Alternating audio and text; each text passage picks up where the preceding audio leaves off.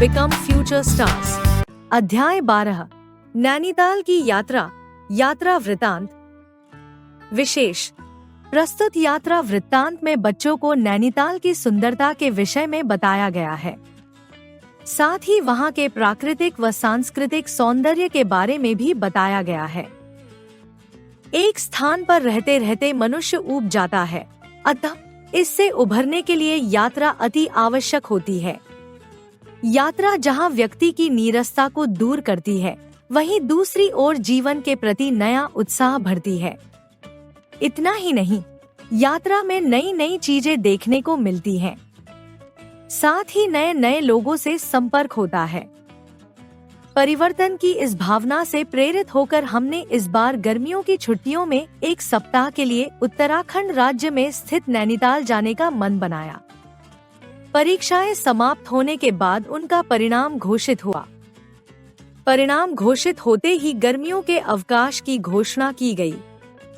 गर्मियों की छुट्टियों में हमने नैनीताल जाने की तैयारियां शुरू कर दी। घर से हमने रिक्शा किया और रेलवे स्टेशन की ओर चल पड़े। रेलवे स्टेशन पर पहुंचकर पापा जी टिकट की लाइन में टिकट लेने के लिए खड़े हो गए। मैं अपनी मम्मी जी के साथ सामान की देखरेख करता रहा। पापा जी टिकट लेकर आए और हम प्लेटफॉर्म पर पहुंचे। हमारे प्लेटफॉर्म पर पहुंचते ही घोषणा हुई, नैनीताल जाने वाले यात्री प्लेटफॉर्म नंबर 4 पर पहुंचे। गाड़ी प्लेटफॉर्म नंबर 4 पर पहुंचने ही वाली है। गाड़ी में बहुत भीड़ थी। हम लोगों ने जैसे तैसे धक्का मुक्की के साथ डिब्बे में प्रवेश किया। मैं खिड़की की ओर बैठा। थोड़ी देर पश्चात गाड़ी ने सीटी दी। गाड़ी धीरे धीरे चलने लगी, लेकिन कुछ ही देर बाद गाड़ी अपनी पूरी रफ्तार पर थी। मैंने खिड़की से देखा कि वृक्ष, खेत आदि इतनी तेजी से दौड़ते नजर आ रहे थे कि गाड़ी के चलने का पता ही नहीं चल रहा था। पूरी रात रेल की असुविधा से जूझते हुए लगभग दिन के 12 बजे दोपहर को हम काठगोदाम पहुँचे। काठगोदाम से आगे की यात्रा हमें बस से करनी थी, इसलिए हम लोग रेलगाड़ी से उतरे और रिक्शे से बस स्टैंड की ओर चल पड़े। हम बस स्टैंड पर पहुंचे ही थे कि एक बस आई और उस बस का कंडक्टर आवाज लगा रहा था, नैनीताल, नैनीताल, नैनीताल। बस में यात्रा करते समय मुझे चक्कर आने लगते थे, इसलिए मैंने खिड़की के पास की सीट ग्रहण की। बस ने चलना प्रारंभ किया। बस पहाड़ियों के टेढ़े मेढ़े रास्तों से होती हुई नैनीताल की ओर बढ़ने लगी। मैं बस की खिड़की के पास बैठा ऊंची ऊंची पहाड़ियों, वृक्षों तथा घाटियों की अनुपम शोभा को देखता रहा। रास्ते में वीर भट्टी नामक स्थान पर टोल टैक्स अदा करने के लिए बस थोड़ी देर रुकी। फिर बस लगभग दिन के 2 बजे नैनीताल पहुंची। नैनीताल की मनोहर प्रकृति ने मन की सभी बेचैनी को दूर कर दिया।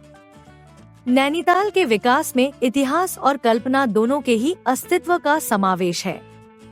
इस स्थान पर नैना देवी का बहुत ही महत्व है, अतः इन्हीं देवी के नाम पर इसका नाम नैनीताल पड़ा। नैनीताल नैनी झील के चारों ओर बसा हुआ है। यह झील बहुत लंबी चौड़ी है। इसके चारों ओर सड़कें बनी हुई हैं। हमने इस झील को देखने के लिए कुछ घोड़े किराए पर लिए। हम लोगों ने झील के चारों ओर चक्कर लगाया। तत्पश्चात एक नाव में बैठकर झील का भ्रमण किया। रात्रि का समय था। चारों ओर चांदनी छिटक रही थी। झील का पानी चांदी की तरह झिलमिलाता हुआ बहुत ही आकर्षक लग रहा था। नैनी झील के अतिरिक्त यहाँ 7 ऐसी पहाड़ियाँ हैं जो मनोरंजन की दृष्टि से अत्यंत महत्वपूर्ण है। इन पहाड़ियों में चाइना पीक का सबसे अधिक महत्व माना जाता है। इस पहाड़ी की ऊंचाई लगभग 8,659 फीट है। वहाँ के लोगों का कहना है कि यदि मौसम साफ रहे तो यहाँ से खड़े होकर चीन को देखा जा सकता है। इस प्रकार हम एक सप्ताह की यात्रा के पश्चात अपने घर वापस लौट आए। रह रहकर नैनीताल की स्मृतियां हमें आनंद के सागर में डुबो रही थी। घर आने के बाद हमें इस यात्रा से होने वाले लाभों का पता चला। सबसे पहला तो यह कि स्थान परिवर्तन से नीरसता दूर होती है। दूसरा, नैनीताल के रमणीय स्थानों को देखकर मन में नवीन उमंग और उत्साह का जन्म हुआ। फलस्वरूप मेरा मन पढ़ाई लिखाई में और अधिक लगने लगा। तीसरा, नैनीताल में नए नए लोगों से मिलने का अवसर प्राप्त हुआ। विभिन्न भाषाभाषी लोगों के संपर्क में आने से नवीन अनुभव प्राप्त हुए। अतः नैनीताल की यात्रा हमारे लिए बहुत ही महत्वपूर्ण सिद्ध हुई।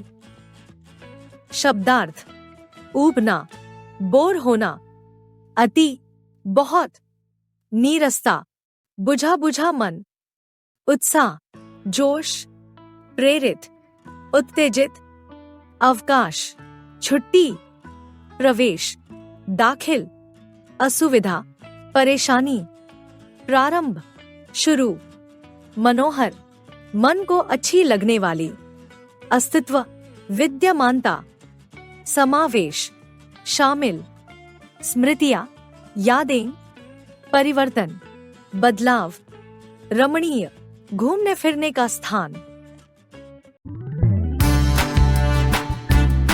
Like, share and subscribe.